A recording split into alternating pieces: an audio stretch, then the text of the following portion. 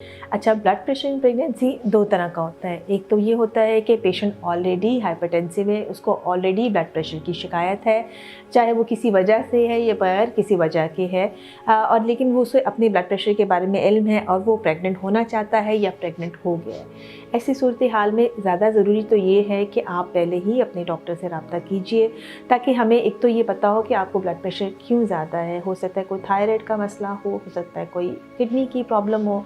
तो इस सूरत हाल में बड़ा ज़रूरी है कि कुछ इन्वेस्टिगेशंस आपकी करवा ली जाएँ, आपके गुर्दों पे ब्लड प्रेशर के असरात को देख लिया जाए, या आपकी हार्ट की कंडीशन अगर देखनी हो तो वो देख लिया जाए। अगर थायराइड का मसला है तो उसे कंट्रोल कर लिया जाए।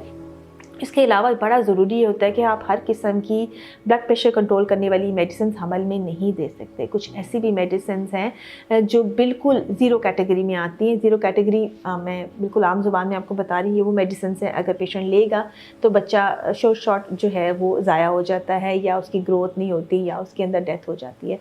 तो ये बड़ा ज़रूरी है कि आपने अपने डॉक्टर से मिलना है, उससे रब्ता करना है। एक तो वो आपकी कंडीशन देखकर आपको प्रेगनेंसी के बारे में हिदायत देगा कि क्या आपको प्रेगनेंसी की तरफ अभी जाना चाहिए या नहीं। आपकी ब्लड प्रेशर के असरात देखेगा गुर्दों पर, आँखों पे कोई अगर प्रॉब्लम आपको क्रिएट हो रही है तो उसके बारे में आपको एडवाइस देगा। सेकेंडली वो आपकी मेडिसिन्स को जो है वो सेट कर देगा, यानी उन मेडिसिन्स के ऊपर चेंज कर देगा उन मेडिसिन्स के साथ जो कि प्रेगनेंसी सेफ है। ये बहुत ज़रूरी है। दूसरी कंडीशन क्या है? दूसरी कंडीशन ये कंडीशन होती है कि इनिशियली तो पेशेंट को बिल्कुल एक नॉर्मल पेशेंट होता है, उसकी फ़र्स्ट प्रेगनेंसी है और उसमें ऐसा कोई रिस्क फैक्टर हमें नज़र नहीं आ रहा होता, लेकिन अचानक 20 हफ्ते के बाद से कोई भी ऐसा टाइम आता है, अमूमन 7वां या 8वां महीना होता है, और पेशेंट का ब्लड प्रेशर ज़्यादा रहना शुरू हो जाता है।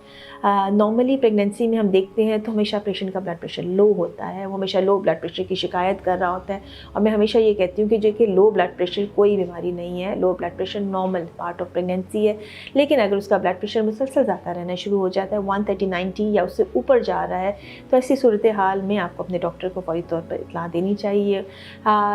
इसके बाद अगर जब ब्लड प्रेशर डायग्नोज हम करते हैं तो फिर हम इसको इन्वेस्टिगेट करते हैं। इसमें सिर्फ ब्लड प्रेशर का इशू नहीं होता, इसमें उसके साथ एसोसिएटेड और भी इश्यूज़ चल रहे होते हैं जो बॉडी में, फीमेल बॉडी में चल रहे होते हैं, और डिफरेंट इन्वेस्टिगेशंस करके हम उसको डायग्नोज कर लेते हैं। ये बड़ा ज़रूरी है कि जो ब्लड प्रेशर प्रेगनेंसी के दौरान हो रहा है उसको बहुत थॉरोली इन्वेस्टिगेट किया जाए, देखा जाए कि वो बॉडी के किस किस हिस्से को अफेक्ट कर रहा है और आइदर उसने बच्चे को अफेक्ट करना शुरू किया है या नहीं।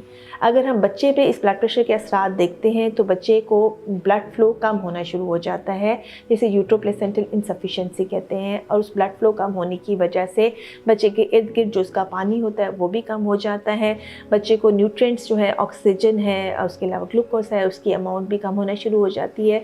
नतीजा ये निकलता है कि बच्चे की ग्रोथ के इश्यूज़ आना शुरू हो जाते हैं। पहले तो सिर्फ ये होता है कि पेट का जो डायमीटर है वो कम होना शुरू होता है, लेकिन अल्टीमेटली पूरी की पूरी बॉडी अफेक्ट होना शुरू हो जाती है। इसके अलावा जो अगर हम फीमेल की बात करते हैं तो ये जो ब्लड प्रेशर ड्यूरिंग हमल स्टार्ट हो रहा होता है, ये उस ब्लड प्रेशर से ज़्यादा ख़तरनाक है जो कि पहले से मौजूद है। यानी ये जो ब्लड प्रेशर ड्यूरिंग प्रेगनेंसी होता है वो ज़्यादा ख़तरनाक होता है, चूँकि ये अकेला नहीं होता, ये आपके बाकी सिस्टम को इफ़ेक्ट कर रहा होता है। आप इस ब्लड प्रेशर को ऐसे ही लें जैसे कि कहीं आग लगी हो और आपको धुआं नज़र आ रहा हो, यानी ये ब्लड प्रेशर उसको शो कर रहा होता है कि अंदर काफ़ी प्रॉब्लम्स चल रही हैं। इस सूरत हाल में हम पेशेंट के फिर थॉरली जब इन्वेस्टिगेशंस करवाते हैं तो उसके अंदर हम उसके किडनी के टेस्ट भी करवा रहे होते हैं, उसके अंदर हम उसके लिवर के टेस्ट भी करा रहे होते हैं, उसका जो कंप्लीट ब्लड काउंट्स है उसमें उसके प्लेटलेट्स भी देख रहे होते हैं, चूँकि ये बहुत सारे सिस्टम्स को अफेक्ट कर रहा होता है। और वो सारा कुछ करने के बाद हम फाइनलाइज़ करते कि अच्छा इस ब्लड प्रेशर ने पेशेंट को और बेबी को किस हद तक इफ़ेक्ट किया है, और उस हिसाब से उसकी मैनेजमेंट चलती है।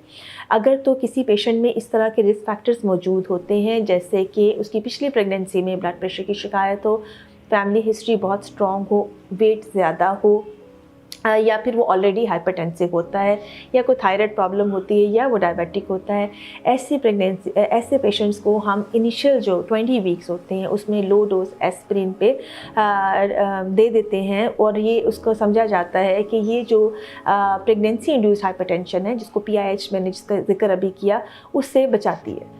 सो ये तो एक वन ऑफ द प्रिवेंशन ये आ जाती है। और इसमें दूसरी इंपॉर्टेंट बात ये होती है कि वंस ये डायग्नोज हो गया है, जब आपने इसको इन्वेस्टिगेट कर लिया तो आपने ये डिसाइड करना होता है कि हमने डिलीवरी कहाँ तक प्लान करनी है, ताकि हम सेफली बेबी को प्री मेच्योरिटी से बचाते हुए डिलीवर करा सकें, और at the same time mother में भी कोई ऐसा प्रॉब्लम ना आ जाए उस ब्लड प्रेशर की वजह से कि जिसकी वजह से उसके गुर्दे इफेक्ट हो जाएं या उसको झटके पड़ जाएं। तो ऐसी सूरत हाल को अवॉइड करने के लिए बार बार इन्वेस्टिगेशन करा के, बार बार चेकअप करके टाइम ऑफ डिलीवरी को डिसाइड कर लिया जाता है।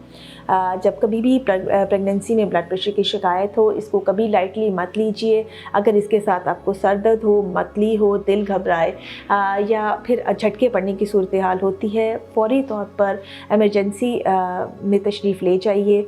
अगर आपको इस सिलसिले में मज़ीद हमसे कोई रहनुमाई चाहिए या अपॉइंटमेंट बुक करवानी है तो इस नंबर के थ्रू आप हमसे रब्ता कर सकते हैं। अपना बहुत सारा ख्याल रखिएगा। आपका शुक्रिया।